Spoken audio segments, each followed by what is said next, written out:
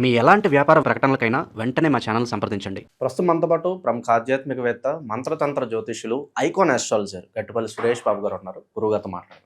నమస్కారం గురుగారు. జై శ్రీమన్నారాయణ. సో గురుగారు, మార్చి మాసం విశేషంగా తులారాశి వాళ్ళకి ఏ విధంగా ఉండబోతుంది? ఈ 3వ తారీఖు వచ్చే గ్రహణం తాలూకు ఇంపాక్ట్ ఎన్ని రోజులు ఉంటుంది? వీళ్ళ మీద ఎలా ఉండబోతుంది? అలాగే ఉగాదిని ఏ విధంగా వినియోగించుకుంటే ఈ నెల వీళ్ళకి మంచి ఫలితాలు ఉంటాయి అంటారు? ద్వాదశ రాశిలో ఒకటైనటువంటిది తులారాశి. ఈ తులారాశి వారికి మార్చి మాసం 2026 సంవత్సరం ఎలా ఉండబోతుందంటే కనుక ఇప్పుడు మనకి వీళ్ళ గురించి చెప్పాలంటే ఏ రకంగా చెప్పాలంటే మనకి గ్రహాల యొక్క స్థితిగతులు చూద్దాం. ఫస్ట్ ఇక మీన రాశిలో ఉన్నటువంటి శని భగవానుతో కూడినటువంటి శుక్రుడు, అలానే కుంభరాశిలో రాహుతో పాటు బుధుడు ఉన్నాడు. బుధుడితో పాటు రవి కూడా 15వ తారీఖు వరకు ఇక్కడే సంచరిస్తూ ఉంటాడు. ఇక ఈ యొక్క ఇబ్బందులు కానీ ఈ యొక్క గ్రహ స్థితిలు కానీ బుధుడు కూడా ఇక్కడ మనకి కుంభరాశిలోనే సంచరిస్తున్నాడు. కాబట్టి ఇక తులారాశి వారి గురించి చూసినట్టయితే కనుక కుంభరాశిలోను మీన రాశిలో ఉన్నటువంటి గ్రహాల యొక్క స్థితిగతులు ఏవైతే ఉన్నాయో ఈ రెండు ఛాయలు అనేది ఇక వీరి మీద ఇబ్బందులు కానీ అది శుభ ఫలితాలు కానివ్వండి ఈ యొక్క తులారాశి వారి పైన ఎక్కువగా అనిపిస్తుంది. ఇకపోతే ఇందులో ఇటు చూసుకున్నట్టే కనుక సింహరాశిలో ఏర్పడేటువంటి గ్రహణం, సింహరాశిలో ఆల్రెడీ కేతు ఉన్నాడు. ఇక ముందు చూసుకున్నట్టయితే కనుక మిథున రాశిలో గురువు ఉన్నాడు. ఈ గ్రహాల యొక్క స్థితిగతులను చూసినట్టయితే ఈ గ్రహణం కూడా ఏర్పడటం వీరికి కొంతమేర అశుభ దృష్టి అని చెప్పొచ్చు. ఎందుకంటే ఇటు నుంచి చూసుకున్నప్పుడు ఈ గ్రహణానికి సంబంధించినటువంటి 2వ స్థానంలోను, ఇటు నుంచి చూసుకున్నప్పుడు 11వ స్థానంలోనూ ఏర్పడుతుంది. కాబట్టి అంటే తులారాశి నుంచి చూసినప్పుడు 11వ స్థానం, సింహరాశి నుంచి చూసినప్పుడు 2వ స్థానం అవుతుంది, 3వ స్థానం అవుతుంది. కాబట్టి ఈ యొక్క గ్రహానికి సంబంధించినటువంటి స్థానాలు, గ్రహణానికి సంబంధించినటువంటి విధానాలు అయితే వీరికే ఆరోగ్య సమస్యలు అయితే కొంతమేర కనిపిస్తాయి.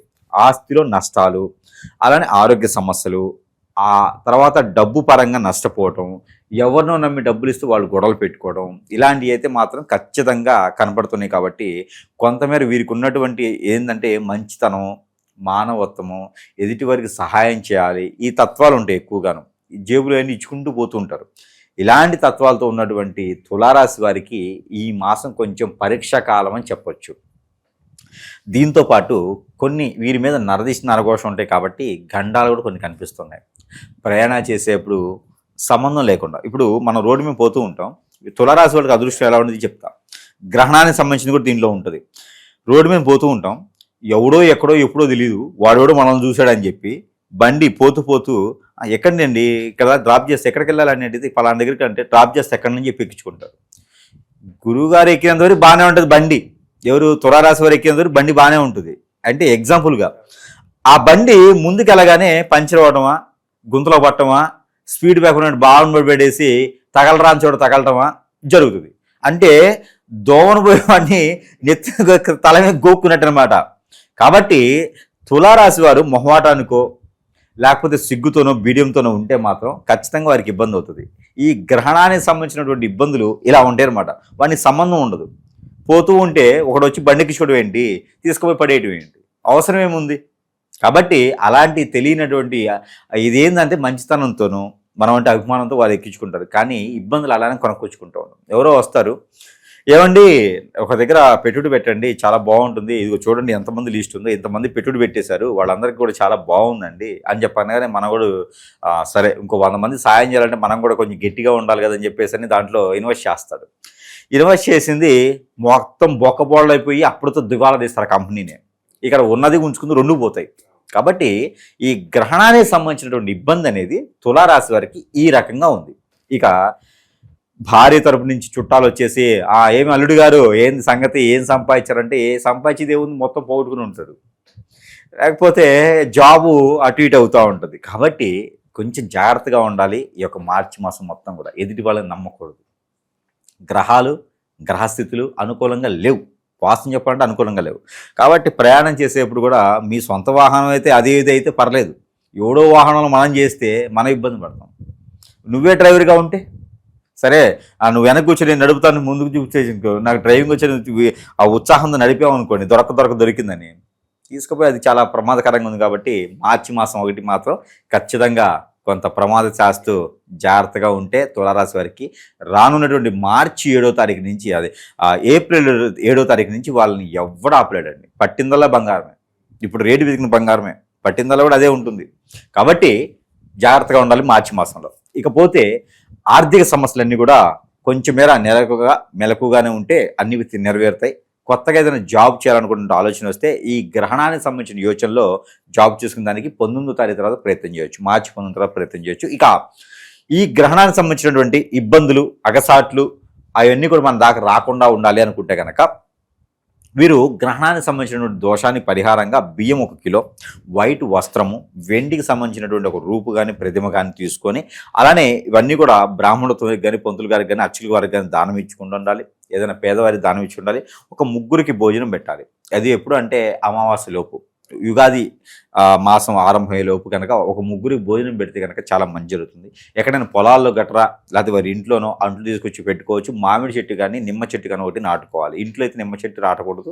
ఎక్కడైనా పొలాల్లోనే రోడ్డుకి ఇరువైపులో అయినా నాటుకోవచ్చు. మునగ చెట్టు కూడా నాటుకుంటే చాలా మంచిది, అది కూడా ఇంట్లో నాటకూడదు.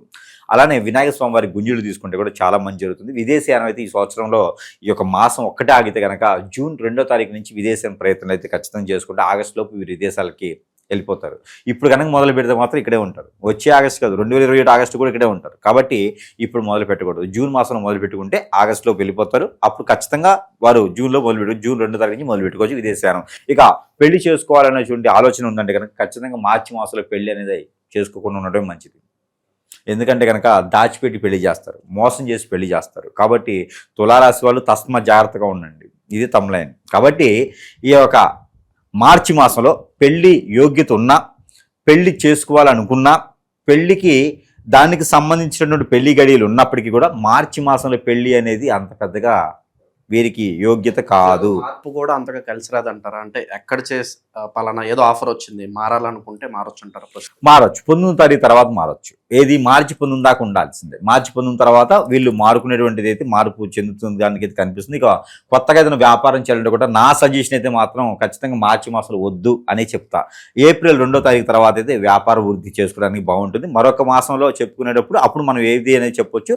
అలానే వీరికి కావాలంటే ముందుగా వీరు ప్రికాషన్స్ తీసుకొని చేసుకుంటానంటే కనుక వీరు వస్త్రాల వ్యాపారం చాలా బాగుంటుంది. బట్టల షాప్స్ కానీ, వస్త్రాల వ్యాపారం కానివ్వండి, ఫ్యాషన్ డిజైనరు, బోటిక్ లాంటివి, వాటిలో వీరికి అద్భుతంగా ఉంటుంది. మెడికల్ రంగంలో కూడా వీరికి బాగుంటుంది. ఏప్రిల్ 2వ తారీఖు మొదలు పెట్టుకునే దానికి ముందుగానే వీరు అలానే ప్రయత్నాలు చేసుకుంటే కూడా సరిపోతుంది. వీరికి బ్యాంకింగ్ లోన్స్ కూడా వస్తాయి. మార్కెటింగ్ రంగాల్లో కూడా బాగుంటుంది. కాబట్టి వీరికి ఐస్ క్రీమ్స్ లాంటి వాటిల్లోనూ, హిమకిములు లాంటి వాటిలో కూడా వీరికి చాలా అద్భుతంగా ఉంటుంది. అలాంటి ప్రయత్నాలు వీరు చేసుకోవచ్చు. ఇక గురుగారు, ఈ నరఘోష, నరదిష్టి ఎక్కువగా ఉండటం, అలాగే శత్రువులు అధికంగా వాళ్ళ నుంచి ఇబ్బందులు ఎదురవడము, అలాగే బాగుపడుతుంటే ఎదుటివాడి చూపు కావచ్చు, ఆ దృష్టి కావచ్చు, సో ఎక్కువగా ఈ కుళ్ళు కుతంత్రాలతో వాళ్ళ మీద ఏదో చెడు క్రియలు చేపించడము, ఈ చేతబడులు ఇలా చాలా వరకు జరుగుతూ ఉన్నాయి. అలాగే భార్యాభర్తలు అన్యోన్యంగా ఉన్న కాపురాల్లో నిప్పులు పోసి వాళ్ళ మీద ఆశపడో, వాళ్ళ వైపు మన వైపు తిప్పుకోవాలని ఏదో ఒకటి క్రియలు చేస్తున్నారు. అష్టదిగ్బంధనం పాలైపోయి ఎటు వెళ్ళాలో తెలియని స్థితిలో చాలామంది ఉంటున్నారు. మరి దీనికి పరిష్కారం ఏంటి?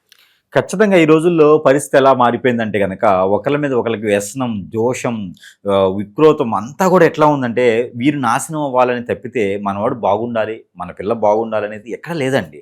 ఇప్పుడు అన్యోన్యంగా ఉన్నటువంటి ఒక భార్యాభర్తలు ఉంటారు, పిల్లలు ఉంటారు, కొంచెం చక్కటి కుటుంబం, ఇద్దరు జాబులు చేసుకుంటూ బతుకుతూ ఉంటారు. వీరి మీద వేరే వారికి కన్నేయటం, వ్యసనం, ఇవన్నీ కూడా ఏంటంటే ఎందుకు చెప్తున్నా అంటే జాతకాల్లో ఉండవు. ఇప్పుడు సమాజంలో జరిగేటువంటి సంఘటనలు ఎలా ఉన్నాయి అంటే కనుక హిప్నాటిజం, బ్లాక్ మ్యాజిక్, వశీకరణ, చాతబడి, బాగలముఖి, భానుమతి, యక్షిని, స్పిరిట్, మందు పెట్టడం, మందు తీయటం, ఇలాంటివి ఎన్నో రకాల క్రియలు చేపించేటువంటి ప్రక్రియ చాలా నడుస్తూ ఉంది. ఎందుకంటే కనుక ఎదుటి వ్యక్తి సుఖంగా ఉంటే ఓర్చుకోలేకపోతాం. ఒక మంచి కుటుంబంలో ఉన్నటువంటి అబ్బాయి ఉన్నాడు అనుకోండి, ఎదురు లాగేద్దాము, అమ్మాయి ఉందనుకోండి లాగేద్దాము. ఇదే తత్వంతో ఏర్పడినటువంటి చెడు వ్యసనం. నైట్ నైటే కోటీశ్వరులు అవ్వాలి, నైట్ నైటే నేను అన్నీ సాధించుకోవాలి, ఎవరి దగ్గర ఓపిక ఉండట్లేదు. కాబట్టి వీళ్ళందరూ కూడా గమనించుకుంటూ ఉండాలి. మన పర్సనల్ విషయాలు అది ఉంటే కూడా ఎవరికి షేర్ చేయకూడదు. చాలా అంటే చాలా అన్యోన్యంగా ఉండాలంటే మనకు సంబంధించిన విషయాలు ఎవరి దగ్గరికి రానియకూడదు. ఫ్రెండ్స్ అని, కొలీగ్స్ అని అందరూ మంచి వాళ్ళు అయితే లేరండి. వ్యసనం పడేవారు, రంది పడేవాళ్ళు ఉన్నారు. వాళ్ళ వలన మనకి ఇబ్బంది కలగదు అని అనుకోవడానికి లేదు. ఏదో రోజు మనల్ని గ్రిప్ చేస్తున్నారు, ఇబ్బంది పడేటటువంటి యోచన ఉంది. అలాంటి వారు మన దగ్గరికి ఎన్నో వేల మంది కస్టమర్లు కొట్టుకుంటూ ఇబ్బంది పడుతూ, ఒక వయసుతో సంబంధం లేకుండా, రిలేషన్స్తో సంబంధం లేకుండా ఎన్నో రకాల ఇబ్బంది పడేవారు ఉన్నారండి. తల్లిదండ్రులు, పిల్లలు ఉన్నారు, పిల్లలు ఏమైపోతున్నారో తెలియట్లేదు. గారాభంగా పెంచుకున్నటువంటి ఆడపిల్లలు ఉన్నారు, ఎవరో ఏదో వచ్చి తీసుకెళ్ళిపోతూ ఉన్నారు. ఇలాంటి వాళ్ళు తల్లిదండ్రులు పెట్టండి ఘోష అది చెప్పలేటువంటి పరిస్థితిలో ఉన్నారు ఈ రోజున. దయచేసి ప్రతి ఒక్కరు కూడా జాతకాల్లో కనపడవు. ప్రతి ఒక్కరు అనుకుంటారు ఇవన్నీ జాతకాల్లో ఉంటాయని. జాతకాల్లో ఉండవండి. ఇది వేరే క్రియ, ఇది వేరే లోకం, ఇది మనకి పూర్తిగా నాశనం అయిపోయిన తర్వాత కూడా తెలియదు. కాబట్టి ప్రతి ఒక్కరు కూడా భార్యాభర్తల మధ్యన ఉండేటువంటి భావం కావచ్చు, స్వభావం కావచ్చు, ఎంత కొట్టుకున్నా ఎంత తిట్టుకున్నా సాయంత్రం ఒకరిగా ఉంటారు. అలా లేకుండా విడాకులు, ఎఫ్ఐఆర్స్ ఇలాంటి చాలా ఉన్నాయండి. ఇలాంటి కేసెస్ వల్లనే ఎన్నో రకాల జీవితాలు నాశనం అయిపోతూ ఉన్నాయి. ఇలాంటి వాటి జోలు వెళ్ళకూడదండి. అలాంటి ఏమైనా ఉంటే కూడా ఖచ్చితంగా మీలో ఏదన్నా సమస్యకి ఎట్లా ఉండాలంటే కనుక ఆ సిమ్టమ్స్ అనేజీగా ఉండటం కానీ, మన ఫేస్లో చేంజెస్ కనిపించడం, కళ్ళు చేంజెస్ కనిపించడం, జుట్టు ఊడిపోవటం, ఇది నాకు ఊడిపోయింది అది కాదు, ఇది జీన్స్, అది కాకుండా మీకు హెయిర్ ఫాల్ లాంటిది అవ్వటం కానివ్వండి, ఇంకా లేడీస్లో వచ్చేసి స్టమక్ రిలేటెడ్ సమస్యలు, లోపల ఏదో ఉన్నట్టుగా నీరసంగా ఉండడం, కోపం రావడం, చిరాకు పట్టడం, ఇలాంటి సమస్యలు, ఒంటరిగా ఉండాలనిపించడం, సూసైడ్ లాంటివి చేసుకోవడం, ఎంత ఉన్నా కూడా ఏది ముందుకు వెళ్ళలేకపోవడం, అష్టదిబ్బందులు అంటారు దాన్ని. ఎంత చేసినా ముందుకు వెళ్ళదు, జాబులు ఉండవు, సరిగా ఉండేటువంటి పరిస్థితి ఉండదు. ఇలాంటి ఏదైనా కనిపిస్తే కనుక ఖచ్చితంగా సంప్రదిస్తే కనుక వారికి పరిష్కార మార్గం చూపించే విధంగా ఉంటాం. దొంగ స్వాముల్ని, దొంగ గురువులను నమ్మకండి. అలాంటి వాళ్ళ దగ్గరికి వెళ్ళేసి మన అవసరం కోసం వాళ్ళ దగ్గరికి వెళ్తే వాళ్ళు అవకాశం తీసుకుంటున్నారు. అలాంటివి కూడా మనం గమనించుకుంటూ ఉండాలి. అలాంటివి చేసుకుంటే కనుక ఖచ్చితంగా ఇబ్బంది పడేటుంది. కాబట్టి ఎవరికైనా కావాలి ఇలాంటి సమస్య ఉంది అని కనుక పరిష్కార మార్గం చూపించేందుకు సిద్ధంగా ఉన్నాం. కాబట్టి ఆ విధంగా ఎవరికైనా కావాలంటే సంప్రదించడానికైతే చూడండి. పోతే వీరికి తుమ్మితే ఊడే ముక్కు ఎప్పుడైనా విన్నారా? అయితే వీరి బంధాలు, బాంధవ్యాలు మొత్తం అలాంటివి అని నమ్మాలి. ఖచ్చితంగా నమ్మకం కలుగుతుంది. ఈ గ్రహాలు అనేకమైనటువంటి చైతన్యాన్ని ఇచ్చేటువంటివి. కాబట్టి మార్చి మాసం ఒక్కటి ప్రశాంతంగా కూర్చోవాలి ఈ రాశివారు. వచ్చేడు మాసాల్లో వీరదే పై చేయి ఉంటుంది. వీరే ఒక స్టాచ్యూ అవుతారు. వీరే 10 మందికి ఆదర్శం అవుతారు. కాబట్టి మార్చి మాసం ఒక్కటి దేవుని ధ్యానం, దేవుని ఆరాధన, ఏదైనా జపం చేసుకుంటూ ఉంటే చాలా మంచి జరుగుతుంది. వీరు చేయవలసిన జపం అయితే కనుక శుక్రుడికి చేయాలి. శుక్ర భగవానుడికి 1600 సార్లు జపం చేసుకుంటే చాలా మంచిది. స్ఫటికమాల తీసుకొని జపం చేసుకుంటూ ఉండాలి రోజును. ఇలాంటి ప్రయత్నాలు చేస్తే ఏదైనా చెడు దృష్టి కానీ, చెడు వ్యసనాలు కానీ, ప్రకృతి దోషాలు కానీ, పితృ దోషాలు కానీ, కాలసర్పదోషం, నాగదోషం, కుజదోషాలు లాంటివి కానీ, కలత్త దోషాలు లాంటివి కానీ వీరి జోలికి రాకుండా ఉంటే గ్రహాలన్నీ సానుకూలంగా ఉంటాయి. ఇంకా చేసుకోగలిగితే వీరికి రవి భగవానుడికి కూడా చేయొచ్చు. రవి భగవానుడికి అయితే కనుక 1100 సార్లు చేయాలి. అలానే 700 సార్లు చేసుకోవచ్చు రవి భగవానుడికి. కానీ శుక్రుడికి మాత్రం 1600 సార్లు చేయాల్సిందే. ఒక మంత్రోచ్చారణ చేసుకుంటూ కూర్చొని ఇంట్లో సిట్రైట్గా కూర్చోవాలి. బాసబులు వేసుకొని కూర్చొని ఆ 2 జపాలకి స్ఫటికమాల వాడవచ్చు. 2 జపాలు కూడా స్ఫటికమాల వాడుకోవచ్చు. ఈ జపాలు చేసుకున్నట్టయితే ఖచ్చితంగా వీరికి మంచి జరిగేటువంటి ఏదైతే కనిపిస్తుంది, చెడు వ్యసనం నుంచి బయటపడాలి. ఇవి చేసుకుంటే ఈ మాసంలో వీరు గట్టెక్కుతారు. ఇక యుగాది రోజున వీరు చేయవలసినటువంటి పరిహారం, వీరి కులదైవానికి, ఇష్టదైవానికి దగ్గరికి వెళ్ళి నమస్కారం చేసుకోవచ్చు. వాటితో పాటు వీరు చలిబిడి చేసుకోవాలి. ఈ కాలసర్పదోషం, నాగదోషం ఉన్నా కూడా తొలగిపోతాయి. కాబట్టి చలిబిడిని దాంట్లో సజ్జలు కలిపి నాని వడకట్టినటువంటి మొలకలు వచ్చినటువంటి సజ్జలని దీంట్లో కలుపుకొని ఆ నైవేద్యాన్ని స్వామివారికి కానీ, అమ్మవారికి కానీ పెట్టినట్టయితే వీరికి ఆర్థిక సమస్యలు, గ్రహణానికి వచ్చినటువంటి దోషాలు ఇవన్నీ కూడా పటాపంచలేకపోతాయి. కాబట్టి ఆ విధంగా ప్రయత్నం చేసుకొని ఈ రాశి వారు అందరూ కూడా సుఖంగా ఉండొచ్చు మార్చి మాసంలో 2020 సంవత్సరంలో. మంచి విశ్లేషణ అందించారు. ధన్యవాదాలు.